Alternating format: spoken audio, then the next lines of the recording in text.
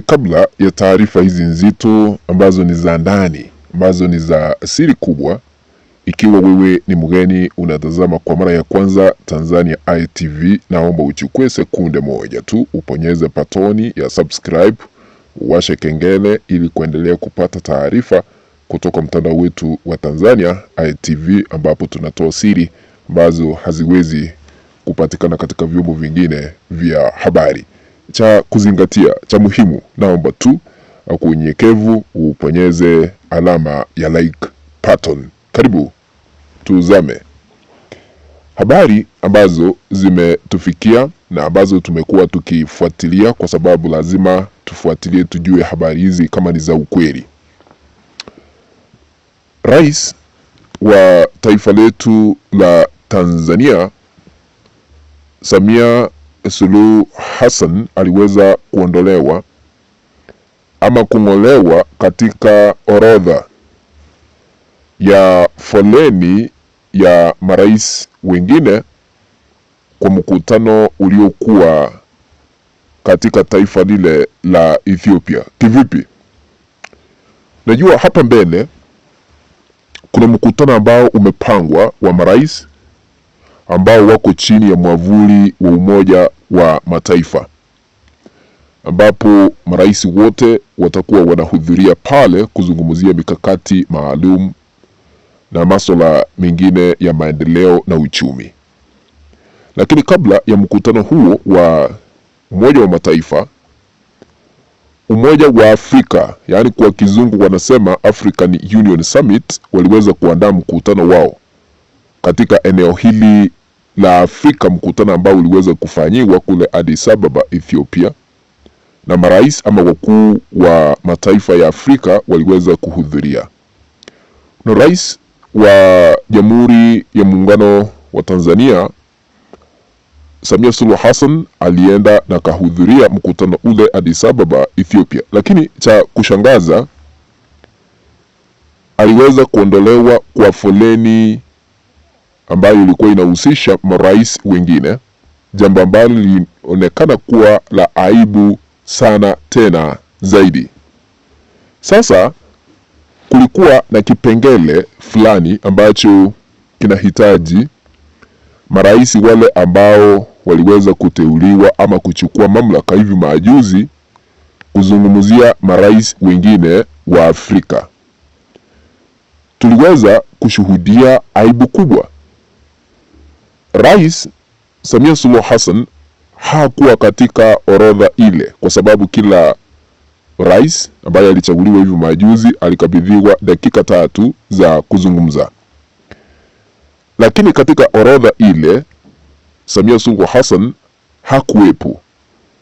Wale ambao waliweza kukabidhiwa nafasi ya kuzungumza na kusalimia marais wengine ambao wamekaa kwa viti, wale ambao wamechaguliwa hivi majuzi, miongoni mwao ni rais wa taifa lile la Ushelisheli, yani kwa Kiingereza Seychelles, ambaye anaitwa Daktari Patrick Hamim. Alichaguliwa tarehe 26 mwezi wa 10 mwaka jana, kumaanisha alichaguliwa siku 2 kabla ya Rais Samia Suluhu Hassan, siku 2 tu, kwa sababu uchaguzi ulifanyika hapa Tanzania 29 Oktoba mwaka jana. Lakini sasa huyu alichaguliwa naye pia Patrick Hamim wa Ushelisheli tarehe 26 Oktoba mwaka jana wa 2025. Yeye akakabidhiwa dakika 3 akazungumza, akasalimia marais wengine.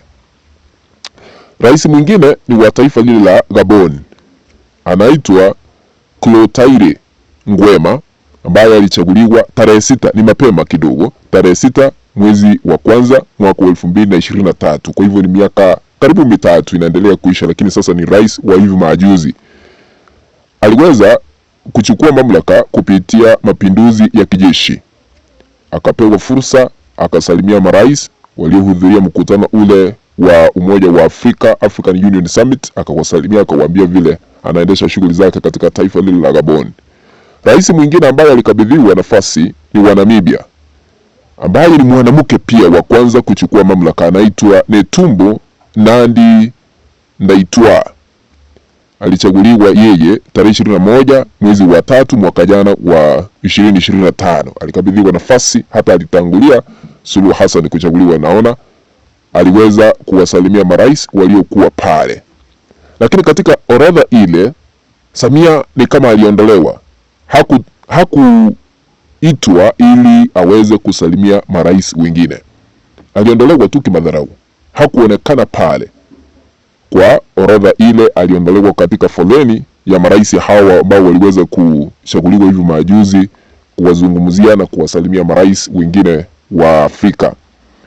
Sasa kila mmoja akapewa fursa ya kuzungumza dakika tatu kuanzia mida ya saa 4 hadi mida ya saa 7 hapo, lakini Rais Suluhu Hassan alikuwa amekaa pale, lakini hakutambulika kama yupo. Na wakati sasa tunajiuliza kwa nini aliweza kuwekwa kando, kwa nini aliondolewa katika orodha ile, kwa nini hakutambuliwa hata jina tu, tuache tu mambo ya salamu.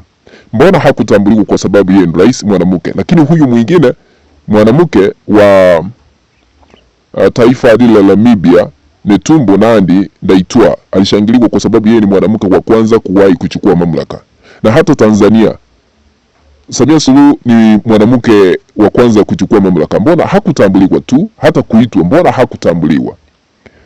Sababu ambayo ilichangia haya yote ni uongozi wa kiimla na kujichagua yeye mwenyewe.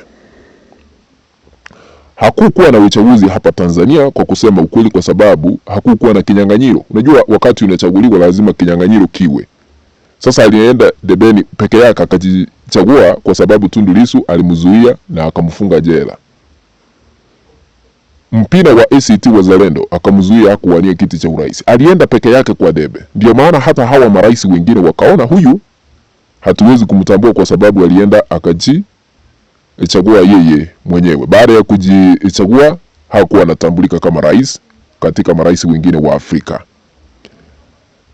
Nambari nyingine, wakati tunaangalia, huenda hakutambuliwa kwa sababu maafa yaliyoshuhudiwa.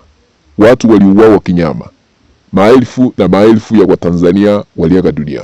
Wengi wakazikwa penye hakujulikani. Familia nyingi zinaendelea kulia hadi kufikia sasa, hawajui miili ya ndugu zao, jamaa zao ipo wapi, kwa sababu hawajaonyesha heshima ya mwisho kwa miili hiyo. Wengine wakalazimika kuzika viatu, wengine picha kama ishara ya kufanya mazishi. Kwa hivyo uongozi huo ndio maana uliweza kusababisha Samia Suluhu Hassan kutotambulika kama rais katika mkutano ule ambao ulifanywa Addis Ababa, Ethiopia. Na kufikia sasa hata serikali haijawahi zungumzia idadi kamili ya wale ambao waliangamia kufuatia maandamano ya mwaka jana wakati na baada ya uchaguzi wa 29 Oktoba 2025. Na vile inasemekana ya kwamba Samia ni kama amekawia na hataki kutangaza idadi kamili, kwa sababu wakitangaza wanaweza kuulizwa miili yao ipo wapi. Kile ambacho kiliweza kuamuliwa katika bunge la Ulaya ndio hili liweza kuamuliwa katika umoja ama mkutano wa Umoja wa Afrika, kwa sababu bunge la Ulaya iliweza kuagiza Samia Suluhu Hassan kuachilia miili yote ya Watanzania waende kuzikwa, na wale ambao wamezuiliwa kwa sababu ya siasa waachiliwe na wakabidhiwe huduma za matibabu, akiwemo Tundu Lissu, jambo ambalo kufikia sasa halijaonekana likizaa matunda. Ndio bana anawekwa kando, hata hudhuria mikutano hii anawekwa kando Samia Suluhu Hassan. Kwa hivyo ni funzo na ni madharau ambayo yaliweza kuonyeshwa, lakini ni funzo kwa wale ambao wanang'ang'ania uongozi na kujichagua wao wenyewe bila kuhusisha wananchi wa nchi husika kuchagua viongozi wale ambao wanahitajika. Naomba kutamatishia hapo, lakini ikiwa ungependa kuendelea kupata taarifa za siri ambazo ni za ndani, huwezi kuzipata katika mitandao ama redio zingine na televisheni zingine, vyombo vingine vya habari, unaweza kusubscribe. Naomba uchukue sekunde moja, kama hauja subscribe uponyeze patoni ya subscribe, ipo hapo, na uwashe kengele ili kuendelea kupata taarifa kutoka mtandao wetu wa Tanzania ITV. Na usisahau kila wakati unatazama kanda ama video yoyote ile, uponyeze alama ya like. Asante kwa hili.